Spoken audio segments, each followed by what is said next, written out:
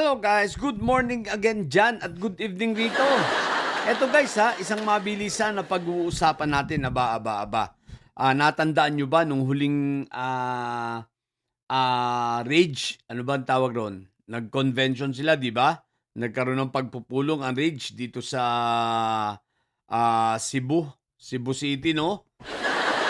Eh guys, napansin nyo ba si Baseron, di ba? Tulad nga ng sinabi ko sa inyo nangayayat. So, sa aking duda, bumalik na naman ito sa pagdodroga. So, sa madaling salita guys, ay pilit kong kinumpirma at tinanong ko sa ating puting kabayo kasi kanina ko lang ako nagkaroon ng pagkakataong tanungin kasi nalilimutan ko nga lagi. So, kanina, itinanong ko guys, ano ba talaga ang nangyayari? At eto, kumpirmado ang ating hinala. Kaya nga, ayan kita nyo ang pagkakaiba, di ba? Isang buwan lang ang nakakaraan at ito yung bago, kita mo ang pagkakaiba, ang laki ng ipinayat. At kung papanoorin mo yung mga videos na ito habang siya nag-i-speech, nangangatal ang bunganga. Andun yung mga senyales na ito ay palumpalo at hay na hay. Ngayon, tinanong ko, totoo ba na ito ay bumabalik sa paggamit na naman at positive? Barbie Baste, ngayon ka namin hinahamon magpa-drug test ka. Hinahamon ko kayong dalawa ni Sayad. Wag na lang si Pulong dahil mane-negative si Pulong Alam namin yan dahil mamaya ikikwento ko pa rin mane-negative yan si Pulong, si Iyotman. Ang magpa-drug test, tina-challenge ka namin kung mali itong impormasyon na ito. Barbie Baste, magpa-drug test ka. Ikaw ang magpa-hair follicle test ngayon. Sigurado ko guys, hindi ito papayag at hindi ito lalaban sa hair follicle test o sa anuman drug test dahil positive ito. No, positive yan at hindi rin naman tayo papayag na ang pagpapadrug test niya ay sa urine lang dahil bakit? 7 araw ka lang na tumigil, wala na yon. Hindi ka na madidetect sa urine. No? Ngayon, magpa-hair follicle test ka. Barbie Baste, sige nga. O kaya mag-random. Ngayong araw na ito. Pero guys, hindi yan dahil sigurado, positive na yan. Ang sabi ng ating puting kabayo, ganito, nag-away nga daw yan dalawa ni Barbie Baste at saka ni Iyotman kasi sinasabihan niyan ni Iyotman na ayaw kasi ni Iyotman, si Iyotman hindi gumagamit. Sinabihan siya na tumigil na rin at mayor nga siya, di ba? Alam nyo guys, alam nyo yung mga drug lords, nung ako ay operatiba pa, kalimitan ng mga drug lords na mga napupugo namin o nahuhuli namin, alam mo, negative sa drug test yung mga yan.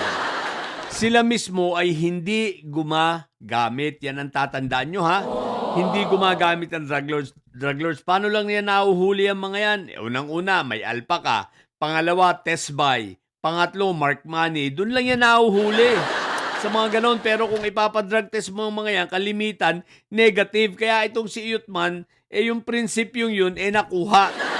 Dahil ganun talaga sa triad. Nakuha niya sa triad. Kalimitan ng mga lords ay hindi yan gumagamit. Pero ang madalas na gumagamit lang, di yung mga sistemador nga, di ba? Itong si Barbie Baste, matakaw talaga ito. Ngayon, bumalik na naman sa paggamit, Bumalik na naman sa kanyang bisyo at malamang-lamang kajaming na naman ito yung ating kanyang kapatid na may Sayad, si Inday Sayad, di ba? Dahil si Inday Sayad ayon sa ating impormasyon ano rin yan, tumitira-tira din. No? So, malamang magkajaming. Bakit? Dahil kinukonsinti siya ni Sayad at si Sayad ay hindi nagagalit sa kanya. Konsinti siya sa mga pinaggagawa niya. Ngayon, eto ba yung inyong magiging ipanlalaban na maging presidente? Legit na adiktos. Pangitang-pangita na adiktos. Yan ba mga didilis yung ilalaban ninyo? Pag-drug testin nyo muna.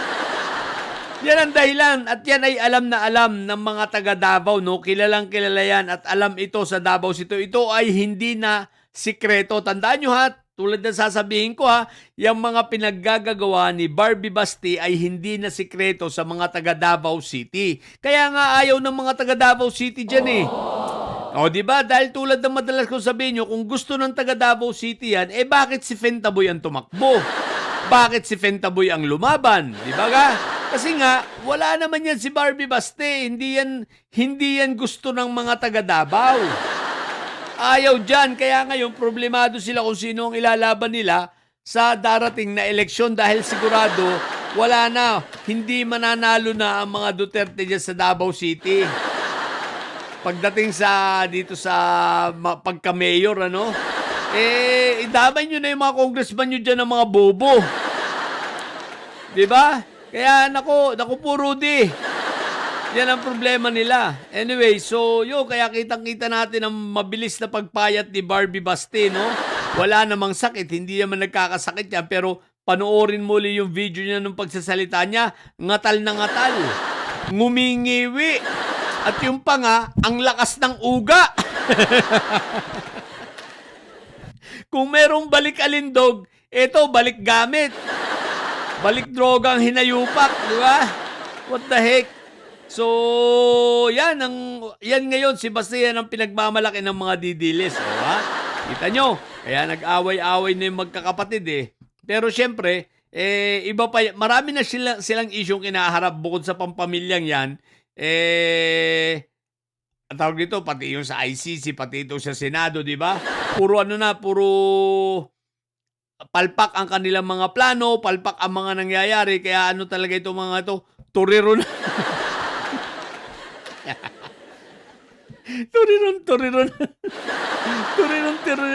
turiro na yung mga may sayad. Kung minsan maaawa ka rin kay Inday Sayad, tsaka sa magkakapatid, alam mo kung bakit? May mga sayad na nga, natuturiro pang ganyan. Siyempre, pag may mga sayad hindi naabot ng utak nila. May mga nangyayari na ngayon na hindi naabot ng utak nila. Hindi na kaya ng kanilang pag-iisip na naabutin, Hindi na nila matatarok talaga, Kaya ang laki ng problema ngayon ng may sayad sibling. Kaya si Barbie Basti baka kasama sa depresyon niya dahil sa depresyon niya bumalik na rin. Balik gamit na rin ng siraulo. Mga didilis, hindi kaya ka-jamming ito ni Bayot Bay. Kaya galit na galit Kada may mahuhuling droga sa Davao City, galit na galit Galit si Barbie. Siyempre, pinakagalit si Yutman apektado ang negosyo Lugi negosyo, sabi. What the heck? So yun lang muna. What the heck? So mga bubuti-dilis yan. Si Basti ninyo, balik gamit. Natili kayo mga bubot mensahe sa pagkatang mensahe laging high blood. Bye!